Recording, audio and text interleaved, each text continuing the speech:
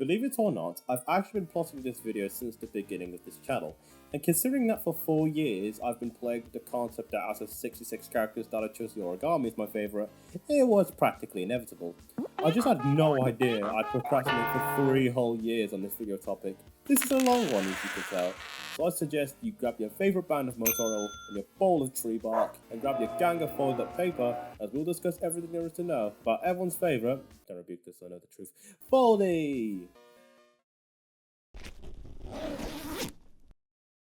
We're actually going to start with a rather strange way of analysing a character, but I think it's one that will immediately hit the audience, as a bad character design, regardless of how well written a character can be, will create far more skepticism. The design of Foldy is absolutely genius, it is very much there as one of my favourite designs of the show, and it all lies with the principles of a great character design. For one, it's immediately recognisable as a silhouette. Obviously so, because there's no one else that's shaped like a pentagon, but the point still stands. Her design also uses shape language fluently. She's rather disproportionate, and that shows a lack of stability in her strength, both offensive and defensive. Helping is the fact that there's no conceivable way her having arms would work in any way.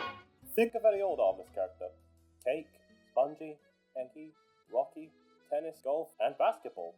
With a bit of playing with scales and sometimes positioning, can pull off having arms quite well. Foldy, on the other hand, can't.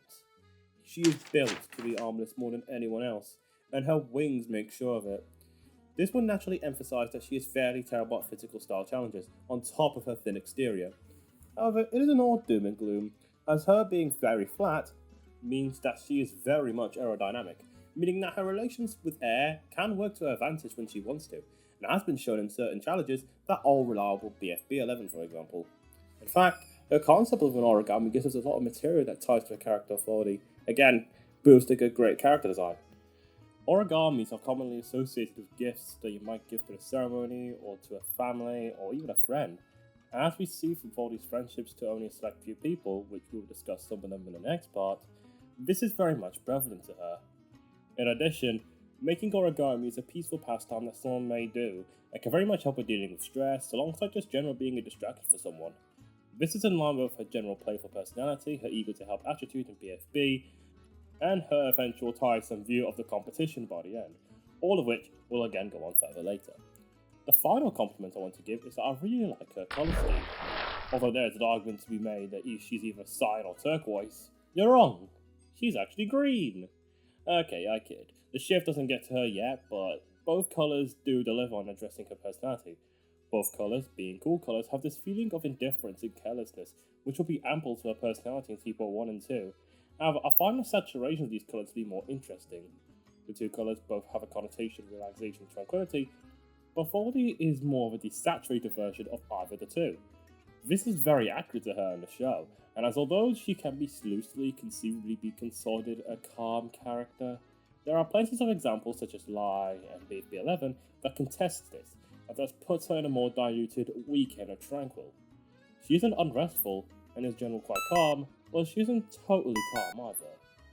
So in conclusion, 4D design is peak, and even if you don't like the character, you have to admit her design is very good, even just from an outside perspective, not delving deep into stuff like colour theory and shape language like as an arts class.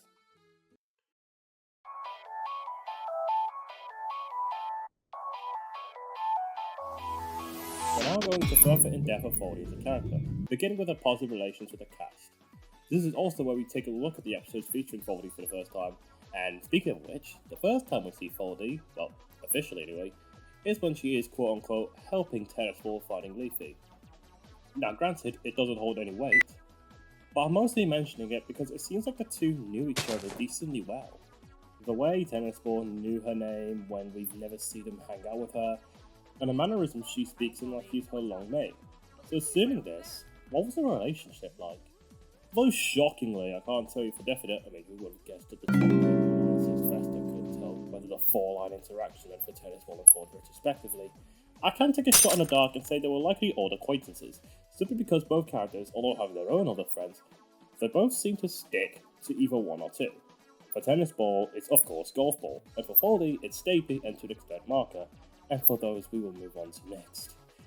Now before we can talk about the trio themselves, we first need to brush up on Stapy and his friendship with Foldy, and then we need to look to see how Marker fits in. Starting with Stapy, we see that his parallels with Foldy is that both are generally laid back and was not referred to goof off than to do proper work, see BFB1. However, he's also someone that gets stressed under pressure in some cases, like a BFB5, where when the free food player starts to tumble over, he responds by impulsively stapling the plane shut and pisses a bunch of staples into the ground. He also gets rarely vicious whenever Foldy gets hurt or killed, or even when he's prevented from seeing her, such as in BFB2, where him and Marke does full-on medieval torture on Olipop for the crime of not being Foldy, leaving out the overreaction part and everything. Shucking a fork at 4 when he killed Foldy, and threatening to beat up Clock in BFB 10 because he grasped and Stapy's elimination, and thus meaning that he will not get to see Foldy. When he is without Foldy, we soon rely more and more skeevy methods, and a far less serious approach to the game than he already did, which is why he would cheat in BFB 8. Whether he was leisurely around Foldy, he appeared to be far more cool and relaxed, so it's clear that the friendship is very much great on his end, but of hers? Similar stuff, I suppose. But less aggressive enough to not execute someone, but granted Stapy never got the chance to be killed. We get to BFB 11, I promise we'll get over to good context, but after a racer showed the footage of Mash grassing on Stapy for cheating, she was not a happy camper to say the least. Now on the surface, that would make Foldy a rather irrational person, and on some levels, she most certainly is. However, if you found out your friend got eliminated due to someone else, without leaving so much as a farewell, in fact you were full-blown dead, I think you and I would probably want to smother that person with a pillow at night. Adding on to this, Horace never seems to explain the context well, like what did Stapy do for Mash to grass at him? He just showed her the footage of Mash showing Donut, and the footage is never shown properly. Meaning that for Stapy to us, it's because he's an ugly little cheating cop, but to Foldy it looks like a sabotage that Mash has concocted to get free food up for elimination, and therefore Stapy went bye-bye and she hates Mash. This isn't to say that they're so similar. Foldy can be more exemplified to a Genser, at least physically, and a more caring character, which can conflict with the more abrasive Stapy. This is most evidenced in BFB4, where the two had a conflicting views to Marke not knowing how to play rock, paper, scissors. Play? Not yet. That's lame. Stapy! So to summarise, Stapy and Foldy had a very strong bond, with a friendly sense to each other, but also in a defensive sense, whether someone does something to either of them, if one happens to another, then the other would go over the top in vengeance. Now onto Parke, and before I can go on to him, there is a discussion whether the two are actually friends with him to begin with, and although I disagree with it, judging by the lack of activity between the two post Stapy, I can see why, and I can certainly talk about more in depth. For now though, Marke is a character who feels like the centre of the spectrum of the trio. He has the playful and friendly attitude of both, but also incorporates attributes from each character. He seems to have the semi-abrasiveness of Stapy, whilst also having the more caring side of Foldy. Whilst in theory, and sometimes in practice, this makes an incredibly strong bond with the two, it does have its drawbacks. Unlike Foldy and Stapy, where they seem to have polar opposites in some areas that bounce off each other, Marke doesn't seem to have that. In addition, Marke kind of blends well with everyone and just seemingly there, so there's a lack of exclusivity that at least Foldy share, rendering more so just a simple friendship than a passionate bond. But how does the group work as a collective? From what I see, the group doesn't seem to have one ringleader, but if it apparently did, it would most likely be Stapy, and it's not only for the trivial reasons of, well, he's the strongest. Foldy, and to an extent Marke, seems to look up to him quite a bit, as both seemingly had Stapy in mind when joining Free Food, Foldy wanting him to join her, and Marke wanting to follow him. But probably the biggest reason, he seems to be the only one to glue the team together.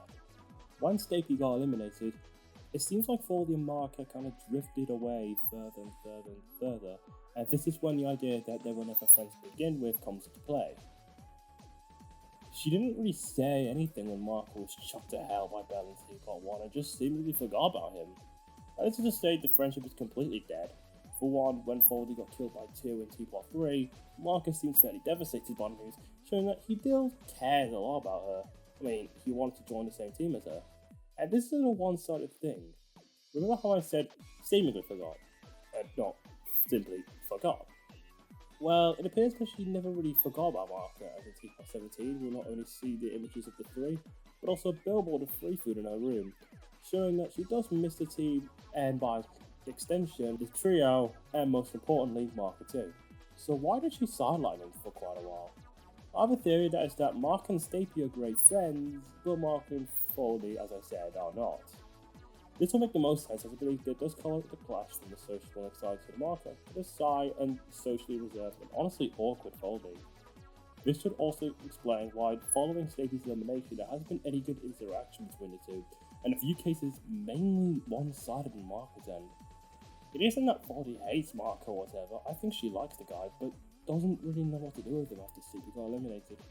Well, I guess that's your homework for the video, and don't worry, there's more. Why doesn't Mark and Foldy interact? For now though, the final character I want to talk about is Belle. Although we never see much of each other, which is practically part of the course at this point, we saw them growing closer and closer to each other as BFB went on and went into TPOT.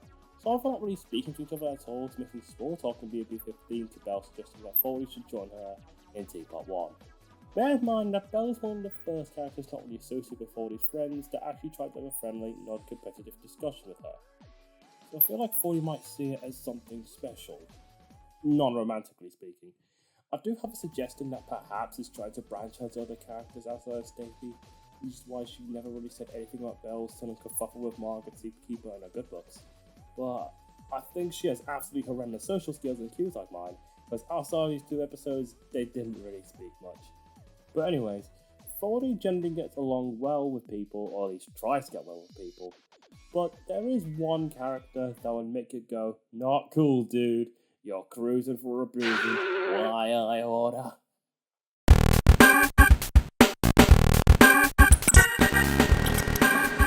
If you guessed that character to be Lie, then congratulations, you get absolutely nothing, and of course it'll be Lie.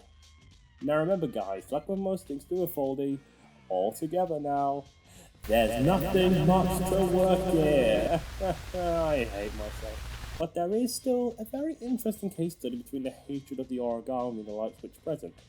And with Lie, hopefully still being in the game by the time this video goes live, there is a very good possibility for a future exploration between the 2 enemies, provided that she wins the region, which I will get to later. For now, let's see what we have. Lie is the antithesis to Foldy in almost every way. She's violent, powerful, quite competitive as well, to a violent extent, but at the same time they do have very slim similarities.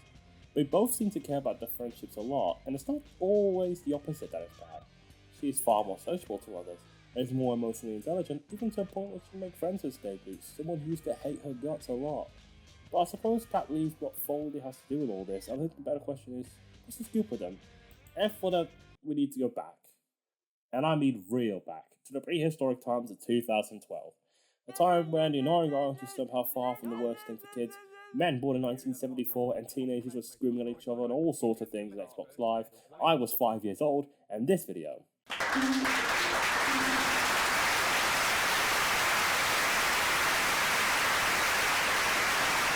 BFDI episode? I'm just gonna call it episode. It's fun. 225555555. I know might be too much fast. The first known appearance of Lie, Foldy, and Stacy. Well, no, I've been seeing them since the Blair days, but I've always been sent to a therapist on a report sightings of the 3G authorities. Anyway, the video is set to be some sort of fighting match between the 3, with Hello Kelvin being the ringleader. Note the cheering when Foldy and Stacy come to the ring, and the booing when Lie shows up, provided they haven't gone deaf yet, because it was like 500 decibels loud. It gives you an inclination that Fly is not very popular. This is rectified further in BFB 1, where she talks about her violent past, and of course in TPOT 19, where she killed all the failed debuters, Price Tag, Winner, and a bunch of other people. So this, alongside what we see of Lie, meaning that at BFDI episode 22555, I'm not doing this again, did not end well with Foldy, and I'm going to assume Stacy as well. And therefore, we've had the hatred for the 2 to Lie, and that gives you a feeling that the hatred the 2 has for each other comes from a feeling of power. Lie mocks Foldy in BFB 2, telling her to go back to Stacy as a jab of how weak she is. And all they can really do is go, ugh. I mean, what can they do after all, other than smile at Lie after she was eliminated in BFB 5?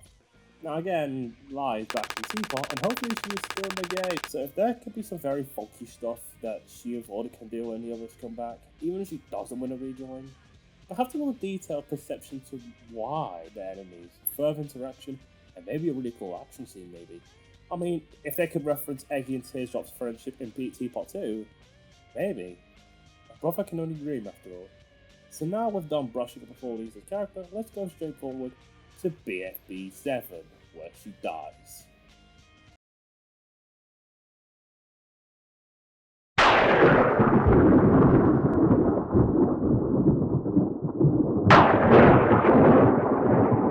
So if you're ever wondering what's with the lack of work here, well, it's because of that. In BFB 7, trying to get the Jawbreaker loser, she got held by Woody and he ripped her up. And because 4 wasn't there, she couldn't be revived, so she spent the better half of 4 episodes being dead. However, that isn't to say that she didn't make any impact on anything. It did. With Stevie, of course. Straight away in the very next episode, you go ahead and cheat in the game. Now, this isn't the first time he would cheat the game, but this one was different. BFB 5 was completed by accident, I think he never made it clear. And then there was BFB 7 where you killed Balloony, but to be fair, everyone was killing each other. BFB 8 was the first time he would try to cheat in the competition. Now, of course, maybe he thought he'd get away with it because Donut didn't have the authority to suck him up. But perhaps it came from a feeling of not having much to lose. With Foldy catching her chips, or kick the bucket, or biting the duck. The person he goofed around with in BFB 1, executing someone for not being Foldy in BFB 2, goofed off again in BFB 4 with Parke, stabbed 4 in BFB 5, risking him to the gelatin. Now that she's going for not being here to revive her, perhaps he saw this competition as kinda pointless and is just doing what he can to win the challenge to stay in this game long enough to see her again, even if it means risking being put up for elimination and being eliminated. And if that happens, oh well, at least he can probably see her when 4 revives her before he eliminates him. The man they call Stapy. When grassing clock grass to the fore regarding Stapy just after she was revived, despite his aggressive demeanor to Clock, preventing him to see his best friend, it was alas not much. What a grasser. What a grassy. What a grassy. Truly one that was driven by the concept of reuniting, he failed to see his own oversight of what he did. He just simply didn't care. But by the time Foldy came back to her old gang, she was too late. Not by days, or hours, or even minutes. Just by a few seconds. But those few seconds sent her down to a spiral that lasted years and would never probably end, I don't think. This is a sad story that was gutted by the concept of death. A good friendship that was far too gone. She can get as annoying as she wants, it wasn't like it was unfair anyway. Gone was her best friend, and it's what they once called Stapy. Their best friend is what they call Stapy. And with the time being 1 minute to midnight, this has been the end of broadcasting from Purgatory Radio 4. Closing down this broadcast for today, make sure you turn to 5861 FM on your radios to tune back at 8 AM sharp. I've been Anna Smith, bidding you sweet dreams, Nosta Ruichiva. Wasn't that beautiful? Anyways, I need to get back on Earth, so give me 1 moment. By the time you'll see the next scene, we'll be back and alive, and BFB 11 will be our agenda.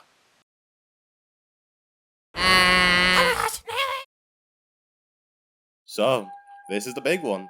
The one I'm sure a lot of you probably know Foldy for. Or everyone, I don't know yet. So after finding out Irons was quote-unquote responsible for Stapy's elimination BFB 10, she wanted one thing. Blood. Okay, she wanted Irons to be eliminated more than anything, but blood sounds cooler, so I'm going with blood.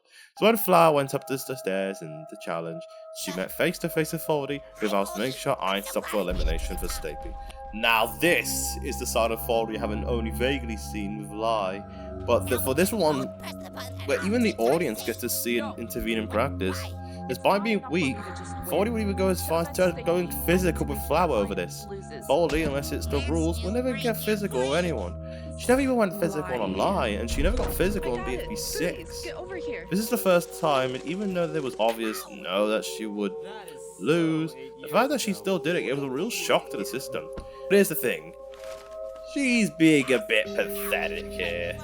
Whilst of course she was livid about her friend being on as one of her team tattling before she got to see him again, she massively put her own decisive vengeance, risking her own team for elimination, which would probably result in her getting eliminated. I say as if she has any insight on her viewers watching like a moving sledgehammer to the fourth wall, but that's besides the point. Do you think it makes her a bit selfish? very impulsive?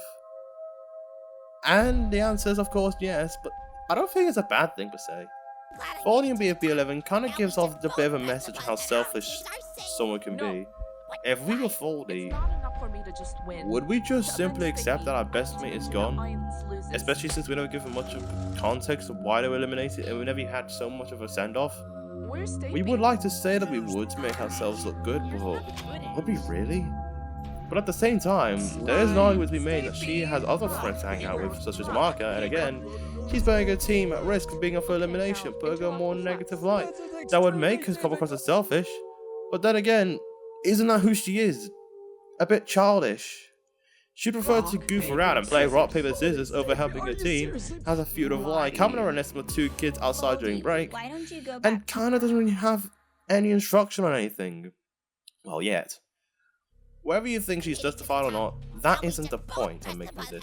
The point is that I'm making is that this small scene alone create a rather interesting debate on the character of Foldy, and how she seems both the characters and the competition itself. The character change does feel fairly sudden, yes, but isn't that a character for Foldy to do something like this given how much she values TP and how she handles certain views like with Lie?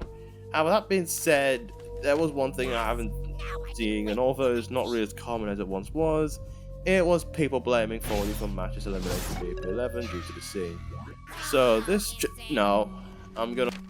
Anyways, even if that wasn't the case, Foldy had very little impact on Iron's performance in reality. You're forgetting a puny build, basically only working armless and all that twaddle, so even if it isn't her, then who is? Well, it's more of a 3-way tie. There's no really set person you can specifically blame. The first one is Pi, who was the last one to compete and had a strategy to use Black Horse to launch it directly to the buttons of Plastic Flower. And then there's Dora, who basically knocked everyone off the stairs with the possible exception of Balloony. And then there's Flower, who herself should be responsible for being, fairly crap at the challenge. One, for taking a long time to push the button before Dora could run up, and the second time she just stopped after seeing Pi stationary. Although in Flower's defense here, she did have a long way to go anyway, so what would it matter if she hadn't stopped? So in conclusion, Foldy did not cause matches elimination. Regards to the scene itself, it's very interesting that explains Foldy's loyalty to the friendship, but also painless and got herself a challenge to the competition itself. But what has she gotten into the 7 years after this episode? Someone, come fold me back up. So that we focus on the challenge. How can I trust you to do the challenge if you can't even fold paper correctly? Top of my string is connected to a giant. Hey, Yellow Boy, you advertise for a massive department store, right? Got him. No. Oh, shh. We are now in the tail end of BFB, and we'd soon be transitioning into TPOT territory. Starting with BFB 11, her attempt to get Irons eliminated caused her to go unfolded by Ruby, so why did I write this? Look, I'm not going to read it, I'm just going to show it to you. Why did I write this part? You'd begin to see that Foldy appears to be a bit more sassy than usual, insulting Bryce by practically calling him inept. But to be fair, this is the same dude that launched the Kennedy towards the propellant BFB 1, so Another thing I'd like to mention is her change in facial expressions in earlier episodes. There'd be a greater positive expression, more smart to say. However, this one I suppose we could apply to BFB 11 as a greater concentration of bored, frustration expressions. I just did not really bother to take 11 into account because I'd be more focused on burning hatred rather than the apathy we'd see ongoing. In BFB less so, but TPOT is very crucial. There isn't really much to say in BFB 13 apart from the expressions talk I was banging on about. But there's also the isolation of Foldy's end. She doesn't talk at all in this episode, which, probably wouldn't be the first time. But in this situation is rather interesting.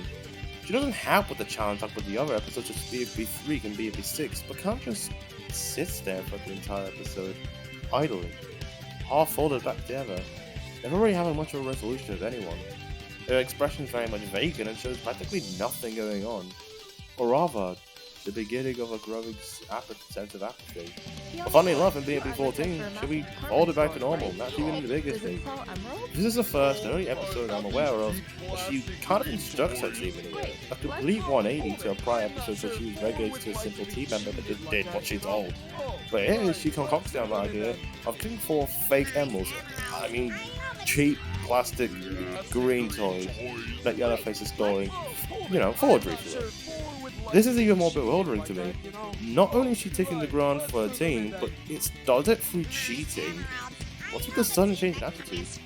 Originally, I thought she was mimicking the way Stacey did in BFB, but that is kind of a bad idea thinking, given the fact that in order for this to work, you had to need to see Stacey cheats or even know about it, and knowing that either aren't true, this idea kind of falls apart. So what else? Could it be tried to make up almost during her game for the team in BFB 11 for the attempted act of revenge? Maybe it's just a simple sense of clarity. Perhaps although she never had any motivation for Stacey himself, they both linked in a sense of looseness to the competition.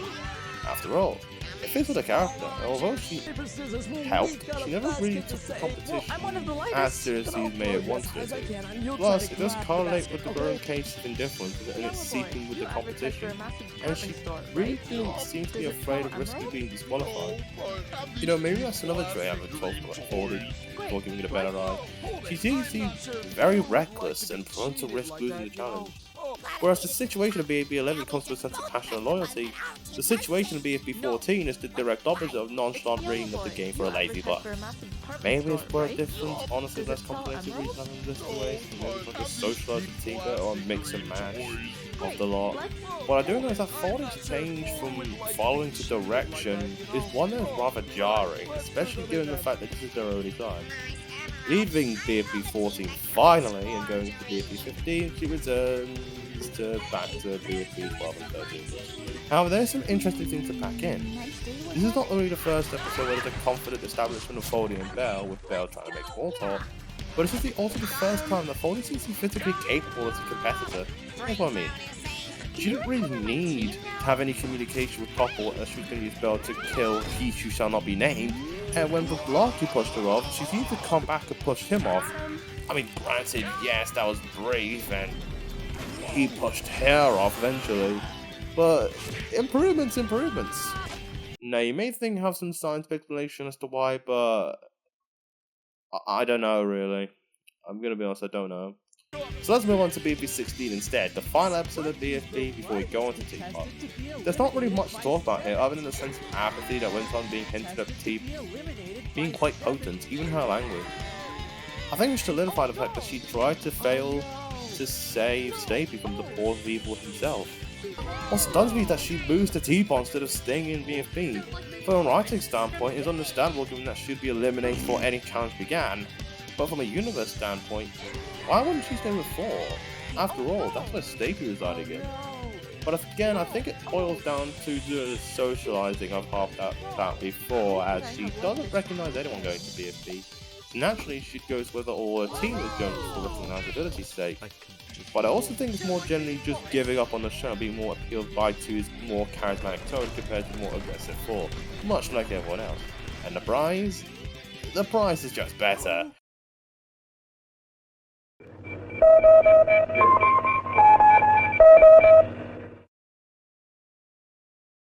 We are officially into TPOT territory. You know, it's funny. We now have a host that's half the value of our host at BFB. We have like half the amount of episodes to properly look at. This segment will be the last on the analysis of the show itself, so let's kick things off with TPOT 1. And straight away, we already have something right on the intro. Take a look at Foldy in the BFB intro, or rather at the part where it shows a shot of the cast. A dopey, awkward, but well-meaning smile that seems to fit itself well. Now take a look at TPOT, a far more concerned, serious look. To emphasize, let's take a look how everyone else, though bearing different expressions, does have a similar vibe to either the original post in BFB like Pin or Needle, or to the general character in BFB or whatever like the Snowball or Cake.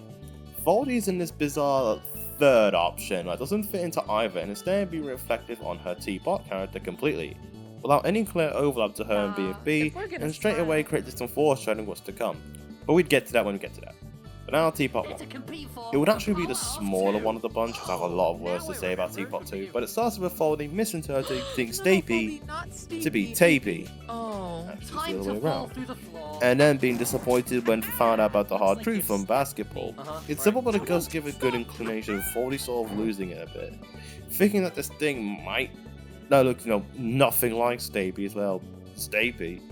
Perhaps this is kind of showing her struggle trying to move on from Stapy in pursuit of talking to others and thus getting excited over the first time when someone is making sound like them is called out. Oh, it's someone trying to make us Sonic with 1501, the joke where Amy confused every single, hedgehog to Sonic.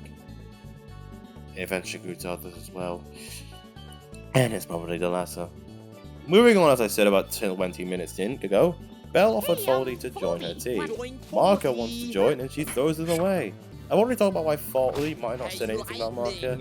Let's go where they actually see the other members. Basketball points out that she thinks the other two are good choices and wants them to put on her team. There's not really much to do with this one, other than that I want to point out the smile that she made. Very much awkward, very much exaggerated, perhaps trying to make up to making a fool out of herself earlier with basketball bullying. Yes, please ignore the fact that I mistook someone for someone completely different. But this isn't really the most interesting thing to point out. It's also later on in the episode when the challenge is happening, and she once again mentions about being the lightest contestant, like in BFB. However, in a much more indifferent and less enthusiastic tone. This could either be trauma being shredded, or the sense of apathy that will grow to even worse in TPOT 2. Not to mention, the sparing cover-ups make its return. This time it's Flap. Then there's her standing on Snowball's head when she bursts out the elevator door. I kinda like it, it reminded me of Grassy and Snowball for future episodes. Not really serious analysis. There's also the kicking, which I simply just want to mention because Richie, that kicking didn't die in BFB 15. Anyways, the big one. The final call of curtains. TPOT 2. Probably the second biggest kicker to Foldy's character because she didn't really do anything. To a general audience, at least for a mad scientist like me, this isn't the case. By TPOT 2, it's like she's one completely different person. She sort of spent her entire episode lounging around, which to be fair is something we've seen as early as BFB 1, but this time it's different. Rather than using that time to goof around and pursue something else, she just sat there and did nothing. And with other times where she at least would eventually lock in and help her team, this time she doesn't, and even went as far as nothing is better than doing work. This is not only flies in the face of BFB Foldy, and so much her mental state kind of dropped off since then, but it's intensified given the fact it isn't that hard. Looking at the other challenges she participated, there was a swing around in the swing set 50 times, stay afloat in a paper airplane with one of the most heaviest characters, avoid the twinkle, run 500 stairs, guess who's who, retrieve the emeralds that are all underground before X-Studs, and get to 4 whilst massively risking burning into a pool of lava. All of these, where we can argue how well she did herself in them, are all arguably more difficult than stacking blocks, especially since there's plenty of things that she could do, like topple the blocks, which is one of the suggestions given to her by Eggy. Actually, you know what would have been cool? Whilst the Razor's topping off the strongest team on Earth blocked over and over, just gets herself up out of pure frustration of a Razor, and because, fear of Pentagons, he'd run away. I know it's a bit random, especially since the Razor's been on team with her, and only really got nervous of her once. But then again, for one, a Razor don't have brains, like, she needed pen to realize that Foldy is a pentagon. And secondly, the show just decides whether or not objects are able to breathe in space, so anything goes, I suppose.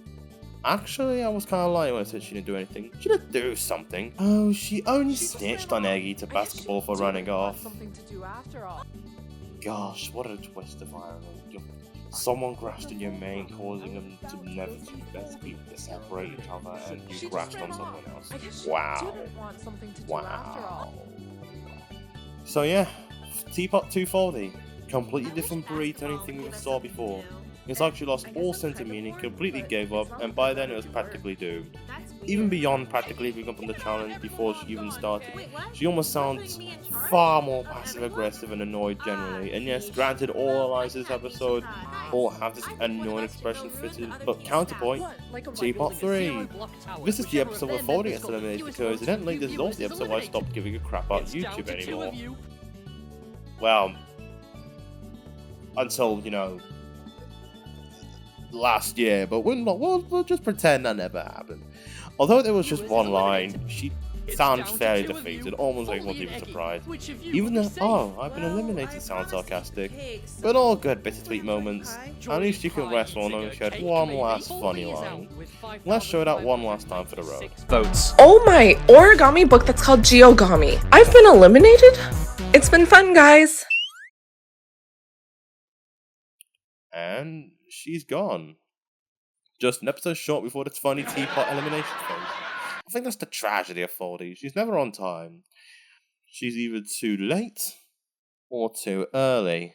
And it's certainly a pity that she was gone too soon.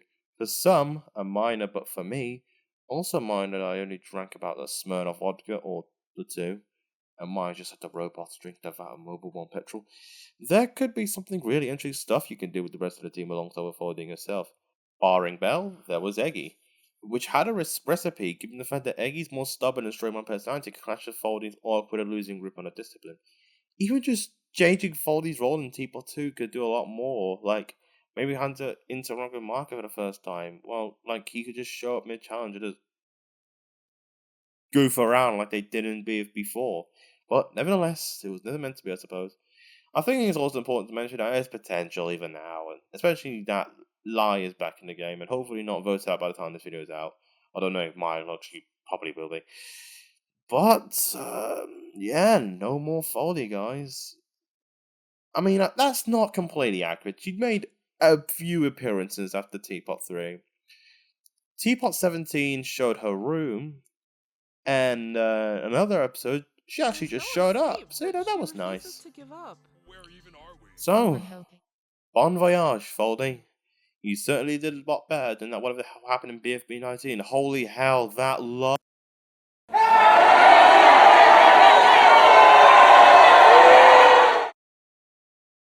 So everything said about Foldy, what do people think of her?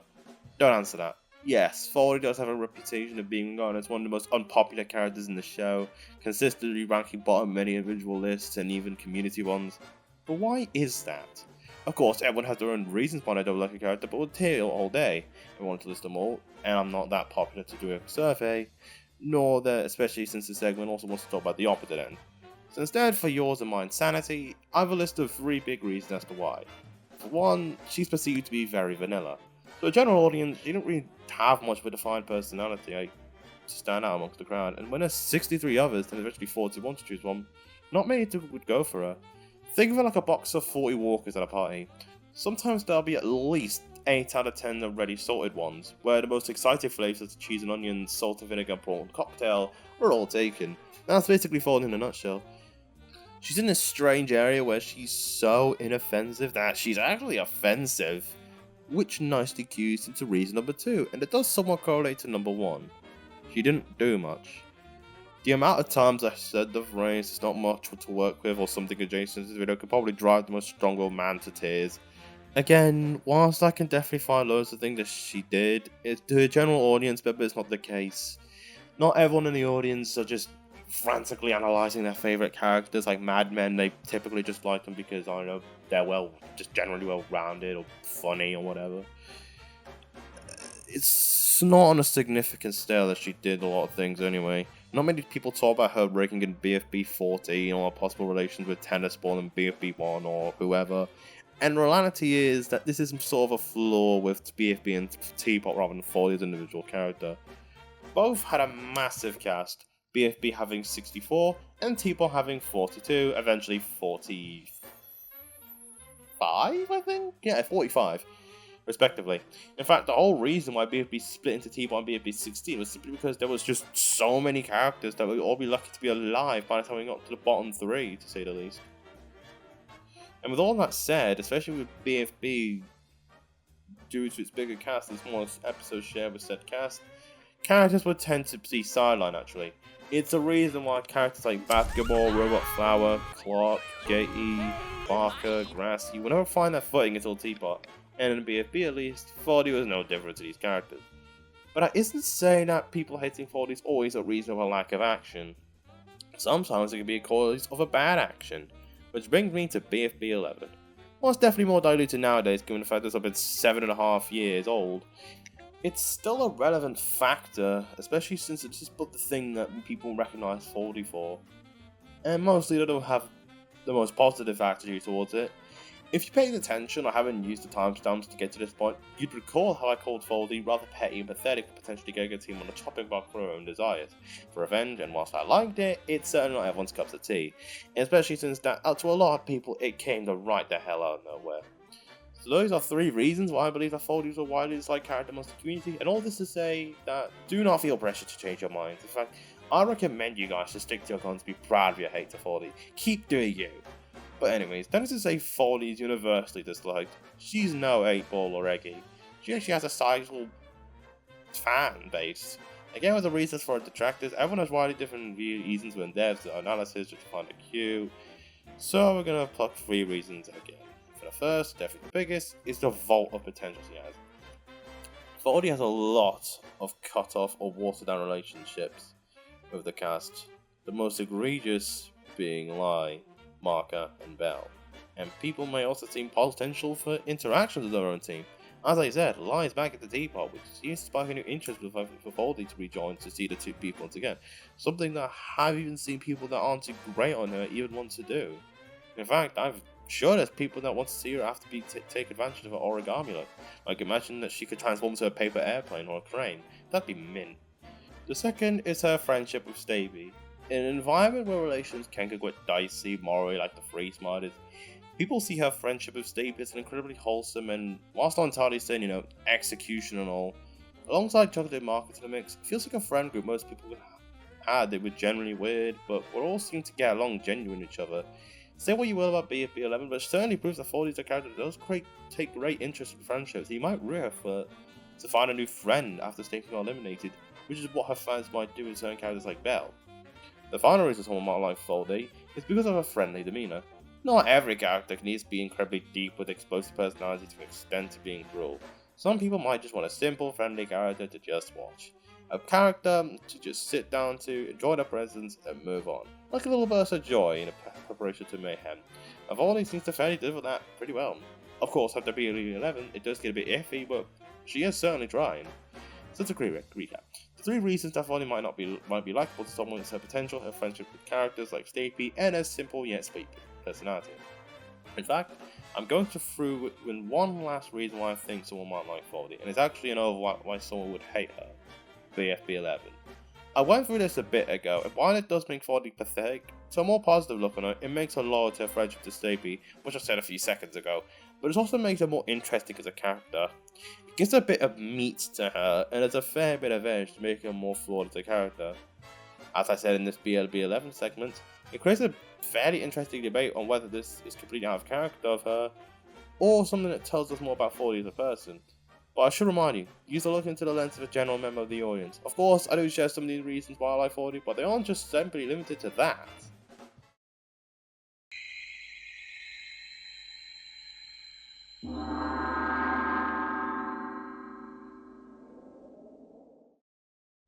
As I might have said earlier, I have Foldy as my number 1 for 4 years now, but I won't really know why properly until about 2 years ago. For the longest time, it was just simple as cheese. I just find her neat. I think it was the design that struck me more than anything as opposed to a holistic view of her that many people have their characters. Not everyone, some might have a favourite simply as is. For the love of the game, and it's bliss. However, about September 2023, although I have been looking at Foldy more in depth almost a year by this point, I finally made my case as to why I found Foldy to be in a character duality. I can't really tell you much about it, given the fact that I deleted the video a few months after it aired, and although it was one of my popular videos at the time, the quality was, oh my god, laughably bad. And as I made it entirely whilst I was on holiday and was really riding on the coattails of analysis video Nogi, made by YouTube at that, we won't get into this. There's like millions of people talking about it. But anyways, but it did kind of spark of interest as to why. And 2 years later, here I am with a proper analysis that I'm quite proud of, actually. But after all this nonsense of waffling of a backstory, why do I, Mr. Fister, personally like Foldy? Well, it boils down to one reason, believe it or not. You'd think, given the runtime I have, a cartoonishly long reason why, but it's this. I really relate to her. After analysing every meaningful moment there is, and might all there be for all I know, I've grown to realise that I'm a lot like Foldy, more like any other character for a few factors. For a start, I've never been expressive about socialising people. I'd have conversations with them, sure, but I'd never be able to make friends with them. Heck, I'd be lucky to even have a second conversation with them. I'd try to branch out to others, but it never really works out in the end, unfortunately. And I should probably mention that a while ago, whilst I was never ostracized or something, I still had friends. I completely sucked, and even struggled to get by the first conversation. Believe it or not, and I mean, given the fact that this video exists, it should probably tell you, I'm on the spectrum and have been diagnosed when I was just 4 years old. That means I would struggle with keeping eye contact, struggle to understand what people want or need, and amongst other things, it made it hard for me to talk to people and make friends the same way most people can. And seeing someone who is quite awkward, struggling with such, makes me root for them to succeed, even if they end up failing. If you're wondering, no, I don't think Foldy is supposed to be an allegory for autism or something like that, and I don't really think she needs to be, but parallels with me and her are still there. I also think that her loyalty to the friendships she does have and the positive connotations with the concept of such makes me think of my own friends, the ones who have gone past the second conversation. And seeing someone get along with the few friends they have, it gives me a feeling. But the relatability doesn't really end with me, I suppose, given the fact that I feel like in some way, we can all relate to Foldy at some point. I know out of context with others, it's just rather insulting, but I feel like every one of us struggles to communicate with others at some point or another. And Foldy kind of acts as this outlet. There's other factors too, like a rather impulsive and stupid at best, questionable at worst actions at times. But I don't think they really have the staying power of the relatability compared to social life. Of course, I like to joke about all this sprung out as a result of being one of the long symptoms of COVID-19, given the fact that me putting Foldy as my favourite started out around the same time I've tested positive. But you now know a bit about me. Don't test too long. You're not getting my bank details as a substitute of birthday money from a card and my address, my MP, and my mother's maiden name scribbled on it. There's nothing new, of course. We have been related to characters since the Greeks. But to summarise, it's her awkwardness, a genuine yet mostly failing to communicate with others, and a strong relationship with the few friends that really gravitate towards me. But alas, we just have one last segment, and it's time to take what we learnt about Foldy to create a fair paragraph on that. Now we learn everything about Foldy, we can simply break her down into 6 simple sections of character. Her loyalty to her friends, or at least the cards of a friendship, her follower-esque personality, her impulsive nature, her unserious side, her awkwardness, and her apathy by the end. Now for these, I've gone on quite a bit, so I try my best to simplify as much as I can. Beginning with her loyalty, it seems to be both a mixture of a positive and a negative, and to allow her friendship for Stapy to thrive fully, but at the same time, it does lead her to make some questionable decisions, such as in BFB 11, or even outside the stapler, such as her wanting to be friends with Belle, means that she didn't really say anything when Belle mistreated another old friend, Mark, in TPOT 1. This ties in nicely with her follower mentality. A lot of the actions she does are rarely influenced by her own thinking, and often by others instead. See, not only was I said TPOT 1 is more of a negative example, but also see BFB 1, where she wanted to suggest Stapy to join her. She's rather indecisive, but that doesn't mean she has no autonomy at all.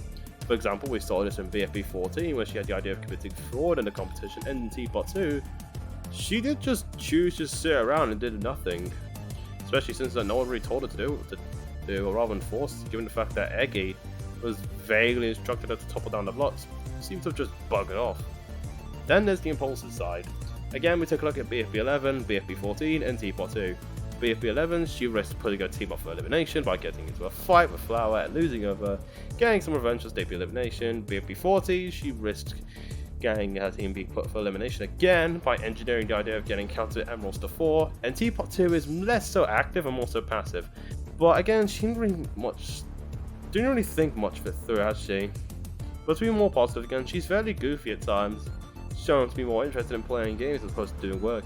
In BFB 1, straight away, one of the first things she does is play rock, paper, scissors, as opposed to try and get the basket. And in BFB 4, would play it again, only this time not during a competition. And then there's the progression of her helpful attitude.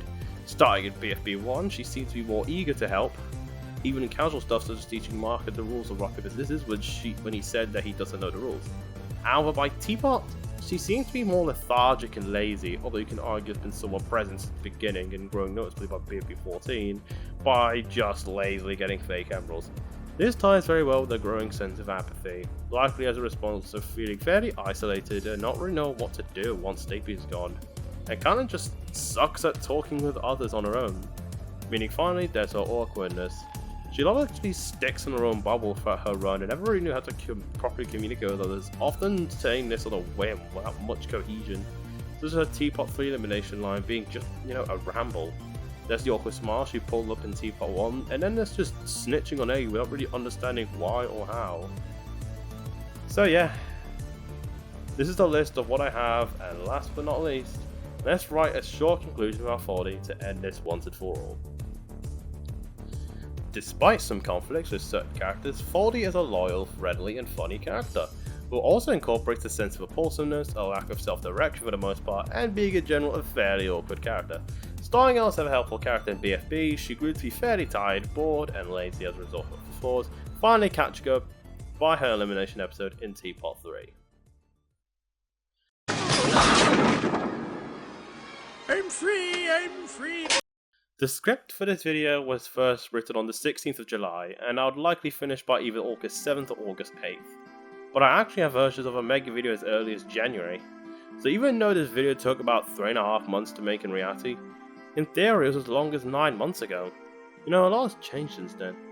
Who would have thought that on that faithful July 5 years ago, a 12-year-old me would click on my first BFDI video, BFB 20.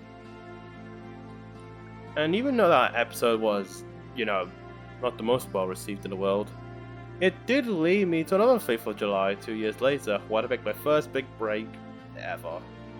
Then there were 3 faithful Julys, I made my first video over 20 minutes, and that was on, you know, BFDI. A little over it, but still over it at the end of the day. But amongst all this is the video I want to make more than anything. If my channel had a finale, this would be it, I suppose. This video is practically a final test I spent almost 6 years practicing for, since I was 12. As I'm recording this, and I suppose when I get this released, I'll be 17. 18 if the video does come out on my birthday 2 days after Halloween as opposed to on it. And at the end of the era for my life. 2 years ago I sat my first GCSE mocks for year 11, and at the end of my first era of my channel.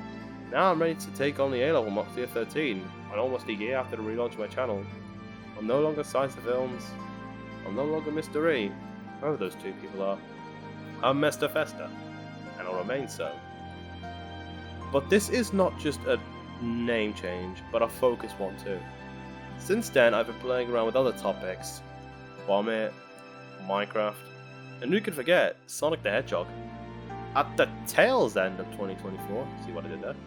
I've been losing interest in Object Show entirely, and it massively causes deviation to other topics, and although I found a relit candle to Object Show since January, the deviation will unfortunately continue. This isn't to say that I won't make any more BFDI videos, heck, probably the very next video I'll make is a BFDI video, but rather I'm just doing it what I've been doing for almost a year, but this time I'm being vocal about it. And amongst all this, regardless of what I liked or I hated and eventually stopped caring about, Foldy stood me out as the exception to this rule. Even when everything else stopped in my interest in Object Shows, she and her rather small and insignificant self kept going on her own until everything was revived once more. Take this video as somewhat of an ode to Foldy. This script might be updated more as TPOT goes on, and we might see a bit more in September when TPOT 20 rolls around. And there's even a planned section that I have written in cases like these. If there are, I'm probably just going to add a little bit, you know. But right now, I'm finally happy to end things off once where they were. I'm happy to call it a night and go on my merry way and not have to worry about this topic anymore. After all, I've done it. It might sound very rambling, but I've never made a video in this caliber before. But I'd like to say thank you for watching. Because of everything that's happened, I'm happy that you're there. And until then, until I see you guys, sayonara, Foldy the Origami, and good night.